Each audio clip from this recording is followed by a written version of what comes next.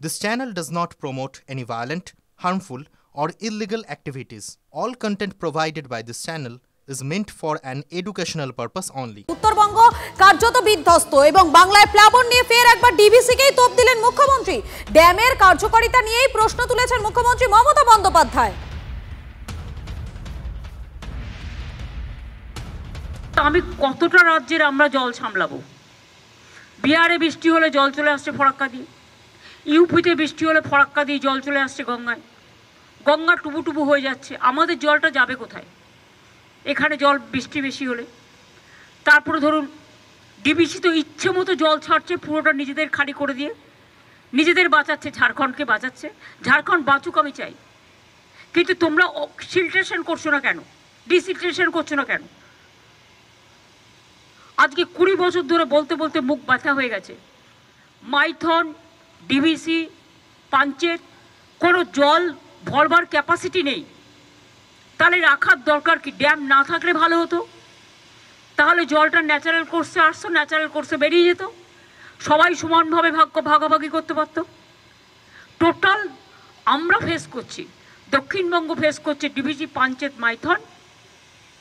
Durgapur barrage দিয়ে জলটা ছেড়ে দিচ্ছে এবং আমাদের ব্রিজ থেকে শুরু করে সবকিছু ওই জলের ফোর্সে উড়িয়ে নিয়ে চলে যাচ্ছে। আর এই যে উত্তরবঙ্গের বিপর্যয়, সেই বিপর্যয়কেও এবারে ম্যানমেড বললেন মুখ্যমন্ত্রী মমতা বন্দ্যোপাধ্যায়। পরিকল্পিত বন্যায় এত লোকের মৃত্যু ঘুরিয়ে দায়ী করলেন ডিভিসিকেও। ডিভিসি ড্যামগুলিতে ড্রেজিং করলে এই পরিস্থিতি তৈরি হতো না, দাবি করছেন মুখ্যমন্ত্রী। কলকাতার বৃষ্টিতে যারা মারা গিয়েছিল আমরা একটা কম্পেনসেশন ডিক্লেয়ার করেছি, কিন্তু পাহাড় একটু আলাদা, পাহাড় একটু কস্টলি। তাই পাহাড়ে বিশেষ করে কালকে যারা বন্যায় মারা গেছে, মানে ম্যানমেড বন্যায়, পরিকল্পিত বন্যায় জল ছাড়ার জন্য এবং অতি দুর্যোগ, অতিবৃষ্টি সারা ভারতবর্ষের প্রতিটি জায়গাতেই হচ্ছে। উত্তরাখণ্ড থেকে শুরু করে, বিহার থেকে শুরু করে, ইউপি থেকে শুরু করে। আর বাংলা তো নৌকার মতো, সব জলটা বাংলার মধ্যে এসে জড়ো হয় জিওগ্রাফিক্যালি। যদি ফরাক্কাটা ড্রেজিং করতো, যদি কলকাতা পোর্ট ড্রেজিং করতো, যদি হলদিয়া ড্রেজিং করতো, যদি ডিভিসি, পাঞ্চেত, মাইথন তারা ভালো করে যদি পলিগুলোকে সরিয়ে দিত, তাহলে কিন্তু এই জিনিসটা হতো না।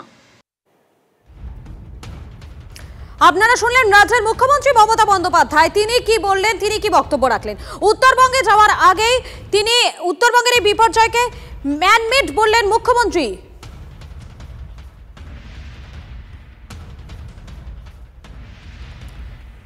উত্তরবঙ্গের বিপর্যয়কেও ম্যানমেড বললেন মুখ্যমন্ত্রী মমতা বন্দ্যোপাধ্যায়। পরিকল্পিত বন্যায় এত লোকের মৃত্যু ঘুরিয়ে দায়ী করলেন ডিভিসিকেও। ডিভিসি ড্যামগুলিতে ড্রেজিং করলে এই পরিস্থিতি তৈরি হতো না, দাবি করছেন মুখ্যমন্ত্রী মমতা বন্দ্যোপাধ্যায়। আরও একবার জানাই, আজ কিছুক্ষণ আগেই মুখ্যমন্ত্রী মমতা বন্দ্যোপাধ্যায় তিনি উত্তরবঙ্গের উদ্দেশ্যে রওনা দিয়েছেন। উত্তরবঙ্গের উদ্দেশ্যে তিনি যাচ্ছেন, যাওয়ার ঠিক আগেই উত্তরবঙ্গের এই বিপর্যয়কে ম্যানমেড বলেছেন মুখ্যমন্ত্রী। পরিকল্পিত বন্যায় এত লোকের মৃত্যু হয়েছে বলে দাবি করছেন তিনি। ঘুরিয়ে তিনি দায়ী করেছেন ডিভিসিকেও। ডিভিসি ড্যামগুলিতে ড্রেজিং করলে এই পরিস্থিতি তৈরি হতো না, এমনটাই দাবি করেছেন মুখ্যমন্ত্রী মমতা বন্দ্যোপাধ্যায়। কিছুক্ষণ আগেই তিনি উত্তরবঙ্গের উদ্দেশ্যে রওনা দিয়েছেন এবং উত্তরবঙ্গে যাওয়ার আগে আরো একবার এই যে উত্তরবঙ্গের পুরো পরিস্থিতি, সেই পরিস্থিতিকে ম্যানমেড পরিস্থিতি বলেই দাবি করেছেন রাজ্যের মুখ্যমন্ত্রী মমতা বন্দ্যোপাধ্যায়।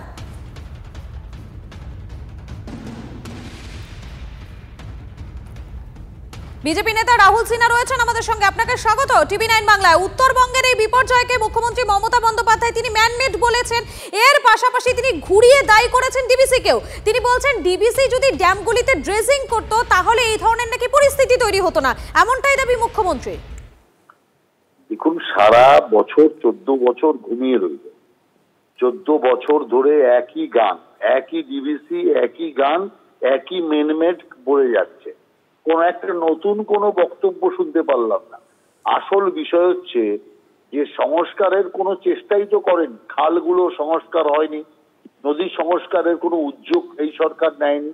এছাড়াও যে সমস্ত ড্রেনেজ সিস্টেম গুলো আছে সেগুলোকে যদি ঠিকঠাক ভাবে, যদি প্রপার ওয়েতে তারা যদি পরিষ্কার পরিচ্ছন্ন করতো, তাহলে জল ধারণ ক্ষমতা বাড়লে আজকে এই পরিস্থিতি হতো না।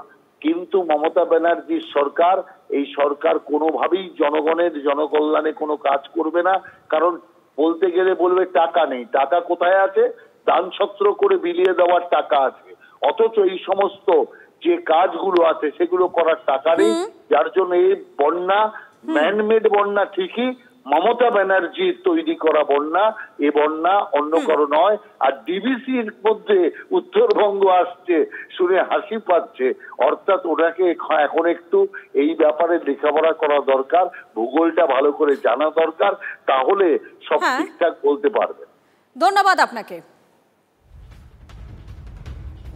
সিপিএম নেতা সুজন চক্রবর্তী রয়েছেন, আপনাকে স্বাগত টিভি9 বাংলায়। উত্তরবঙ্গের যে বিপর্যয়, সেই বিপর্যয়কে ম্যানমেড বলেছেন মুখ্যমন্ত্রী মমতা বন্দ্যোপাধ্যায়। এখানে তিনি থামেননি, তিনি বলছেন এই পুরো পরিস্থিতির জন্য নাকি ডিভিসি দায়ী। মুখ্যমন্ত্রীর কথা অত্যন্ত হাস্যকর হয়ে যাচ্ছে এবং তার কথা অপ্রাসঙ্গিক, অগ্রহণযোগ্য। মানুষ এটা বুঝতে পারছে যে তিনি যা বলেন তার কোনো ভিত্তি নেই। এটা যেহেতু ধরা পড়ে গেছে, সবাই তো বুঝেছে। রোম যখন পুড়ছে তখন নীরব বেহালা বাজাচ্ছে, উত্তরবঙ্গ যখন ডুবছে, মানুষের মৃত্যু মিছিল হচ্ছে, উনি তখন কার্নিভালে নাচ গান করছেন, পিয়ানো বাজাচ্ছেন। এটা মানুষের কাছে স্পষ্ট যে মানবিকতার লেশ মাত্র ওনার নেই। ফলে কি বলবেন? এমন কিছু আমল তামল কথা বলবেন যাকে ঘিরে মানুষের চর্চা থাকুক, উনি সাইড থেকে বেরিয়ে যাবেন। কলকাতায় অতিবৃষ্টি, তখন বললেন ভিন রাজ্য। আচ্ছা, তারপরে এখন কি বলছেন? ডিবিসির জল, আর ওদিকে হচ্ছে সিকিম। ফলে সব দায়িত্ব হচ্ছে ম্যানমেড। আমি বলছি আসলে সব বিষয়ে ম্যানমেড তত্ত্ব, এই বিষয়টিকে দাঁড় করিয়ে দিচ্ছেন মমতা বন্দ্যোপাধ্যায়। ধন্যবাদ আপনাকে। কংগ্রেস নেতা অধীর রঞ্জন চৌধুরী রয়েছেন আমাদের সঙ্গে, আপনাকে স্বাগত টিভি9 বাংলায়। উত্তরবঙ্গের বিপর্যয়কে ম্যানমেড বিপর্যয় বলেছেন মমতা বন্দ্যোপাধ্যায়, এমনকি এই পুরো বিষয়ের জন্য তিনি ঘুরিয়ে ডিভিসিকেই দায়ী করছেন। এই বিষয়টা, এই যে লজিকটা মমতা বন্দ্যোপাধ্যায় দিচ্ছেন, এই বিষয় নিয়ে আপনি কি বলবেন? প্রকৃত অর্থে মমতা ব্যানার্জি বলতে চাইছেন প্রকৃতি ওনার শত্রু। ডিবিসির জল প্রতি বছর ছাড়া হয়, উনি জানেন কিভাবে ছাড়া হয়। যদি ডিবিসির জলের জন্যই বাংলায় বন্যা, তো ডিবিসির বিরুদ্ধে আন্দোলন করছে না কেন? ডিবিসি থেকে ঘেরাও করছে না কেন? কলকাতায় তো ডিবিসি হেডকোয়ার্টার আছে, সেই হেডকোয়ার্টারকে ঘেরাও করছে না কেন? এইগুলো কিছুটা বাংলার মানুষকে ধোকা দেওয়া, বাংলার মানুষের চালাকি করা, বিপদে বাংলার মানুষের না দাঁড়িয়ে বাংলার মানুষের কাছে মিথ্যা কথার অজুহাত খাড়া করে নিজের দায়িত্ব জ্ঞানহীনতার পরিচয় দেওয়া। নাহলে এই কথাকে বলতে পারে ডিবিসির জলে বন্যা, সিকিমের জলে বন্যা। আমার মনে হয় মুখ্যমন্ত্রী যদি সুস্থ থাকেন তাহলে ভালো। এইসব কথা কোনো অসুস্থ ব্যক্তির কথা বলে মনে হয় না। আমার মনে হয় ওনার কাছে সাইকিয়াট্রিস্টের কাছে দেখা উচিত এই মুহূর্তে। কোন সাইকিয়াট্রিস্টের কাছে দেখা উচিত, তাহলে তার কাছে তিনি সুস্থ হতে পারে। এটা পাগলের মতন কথা বলছেন। ধন্যবাদ আপনাকে।